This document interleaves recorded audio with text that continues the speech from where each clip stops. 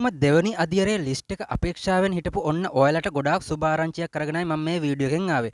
ඉතින් මේ වෙද්දි ලිස්ට් එක අප්ඩේට් කරන ගමන් තියෙන්නේ අපිට බලන්න පුළුවන් අපි මොන කැටගරියටද අස්වැසුම තේරලා තියෙන්නේ කියලා සහ අපි අස්වැසුම තේරලා නැද්ද කියලා බලා ගන්නත් පුළුවන්. ඉතින් මම ඒක තමයි මේ වීඩියෝ එකෙන් කියලා දෙන්නේ. ඉතින් අස්වැසුම ලිස්ට් එක මේ වෙද්දි අප්ඩේට් කරගෙන යන්නේ අද 2025 7 වෙනි මාසේ 1 වෙනිදා.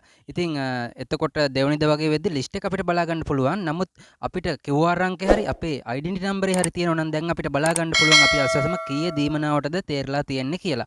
ඉතින් මම කියලා දෙනවා කොහොමද මේක බලන්න කියලා. ඉතින් මේ වගේ වීඩියෝස් මිස් නොවි බලා ගන්න නම් ඔයා අලුතෙන්ම අස්වැසම අපේක්ෂාවෙන් ඉන්න කෙනෙක් නම් මේ channel එක subscribe කරලා තියාගන්න ඕනි. මොකද ඔයාට මේ වගේ වැදගත් වීඩියෝස් නැත්තම් මිස් වෙන්න පුළුවන්. ඒ හින්දා චූටි වෙලාවක් කරන් channel එක subscribe කරන්න, notification bell button එකත් ඕල් දාගන්න. ඉතින් අස්වැසම සම්බන්ධ මම වීඩියෝ ගේනවා. ඉතින් දැන් අපි බලමු කොහොමද මේක කරන්න කියලා. ඉතින් මේකට ඔයාට එක link එකකට යන්න ඕනේ. ඉතින් ඔයාලට link හොයන්න බෑනේ. ඒ හින්දා ඔයාගේ පහසුවට මම මේ වීඩියෝ එකේ පළවෙනි කමෙන්ට් එකේ link එකක් දාලා තියෙනවා. ඔයා මේ වීඩියෝ එකේ පළවෙනි කමෙන්ට් එකට යන්න. කමෙන්ට් එකට ගියාට පස්සේ කමෙන්ට් සෙක්ෂන් එකේ link එක උඩ එකපාරක් ඔයා ඔබන්න. ඔබපු ගමන්ම ඔයාට මෙන්න මේ වගේ තැනකට එනවා. මෙතනින් ඔයාට බලා ගන්න පුළුවන් application member NIC කියලා තියෙනවා. ඉතින් මෙන්න මෙතන application member NIC කියන එකෙන් අදහස් වෙන්නේ ඔයාගේ identity number. ඒ කියන්නේ ඔයා අස්වැසුම ගෙදරට කෙනෙක් ඇවිල්ලා කරනවනේ කරද්දි ගෙදර ගෘහමූලිකයෙක් දානවනේ ගෘහමූලිකයාගේ identity number එක තමයි මෙතනින් ඔයා ගහන්න ඕනේ.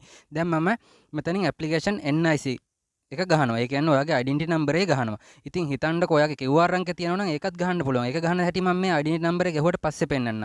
දැන් මුලින්ම මෙතන identity number එක ගහන්න. මෙතන එකපාරක් ටච් කරන්න. ඊට පස්සේ ඔයා identity number එක මෙන්න මේ විදිහට type කරගන්න. දැන් මමත් මෙන්න මේක identity number එක type කරගන්නවා මෙන්න මේ වගේ විදිහට. හරි. ඔයා හරියට identity number එක type කරගත්තා නම් ඔයාට බලා ගන්න පුළුවන් මෙතනින් වැහලා තියෙනවා search register කියලා නිල් පාට බටන් එක. මෙන්න මේ නිල් පාට බටන් එක උඩ එකපාරක් ඔබන්න. එබ්බුවට පස්සේ ඔයාට බලා ගන්න පුළුවන් මෙතනදී ඔයාට බලා ගන්න පුළුවන් මෙන්න තියෙනවා selected category කියලා. මෙන්න මේ තියෙන්නේ මෙතන පුවා කියලා වැහලා තියෙන්නේ. පුවා කියන එකෙන් අදහස් වෙන්නේ මේ පුද්ගලයා තේරලා තියෙන්නේ 8500ට. හිතන්නකෝ වෙනරබල් කියලා මෙතන වැහලා තිබ්බනම් ඒ පුද්ගලයා තේරලා තියෙන්නේ 5000ට. හිතන්නකෝ very poor කියලා මෙතන වැහලා තිබ්බනම් ඒ පුද්ගලයා තේරලා තියෙන්නේ 15000ට. හිතන්නකෝ මෙතන transit කියලා වැහලා තියෙනවනම් අනේ transit කියලා වැහලා තියෙනවනම් ඒ පුද්ගලයා 2500ට තේරලා තියෙන්නේ. ඉතින් මෙතන poor කියලා වැහලා තියෙන්නේ ඒ කියන්නේ මෙතන තේරලා තියෙන්නේ මෙයාලා 8500ට. හිතන්නකෝ ඊට පාතින් ටිකක් වෙලාවට යනවා මේ bank account status කියලා. මෙතන open account කියලා වැහලා තියෙන්නේ. ඒ කියන්නේ ලිස්ට් එක තව සතියකින් වගේ ඔයාට වසමේ අස්වැසම නිලධාරියා හරි ප්‍රාදේශීය ලේකම් කාර්යාලයට හරි ගිහිල්ලා අස්වැසම සම්බන්ධ ලියුම ගන්න පුළුවන්.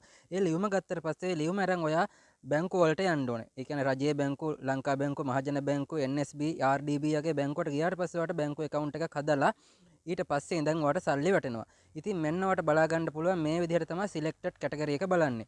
හරිද? ඊට පස්සේ දැන් මම කියලා දෙන්නම් මෙතනින් අයින් වෙලා ඔයාගේ QR එකෙන් බලන හැටි. නැවතත් මෙන්න මෙතෙන්ට යන්න. උනාට පස්සේ ඔයා QR එකෙන් බලනවා නම් ඔයා මෙතෙන්ට යන්න. අර මම පළවෙනි කමෙන්ට් එකේ තියෙන link එක උඩ එකපාරක් එබුවට පස්සේ ඔයාට මෙතෙන්ට යන්න පුළුවන්. ඊට පස්සේ ඔයාට බලා ගන්න පුළුවන් මෙතන applicant member NIC කියලා තියෙනවා.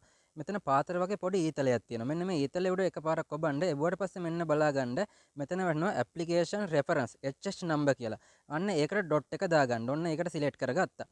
හරි. ඊට පස්සේ දැන් මෙතන අර ඔයාගේ HH QR අංකය type කරගන්න. දැන් මෙතන මම type කරගන්නවා. HH කියලා මේ වගේ QR අංකයක් මම දැන් type කරගන්නවා. ඔයාලට පෙන්නන්න.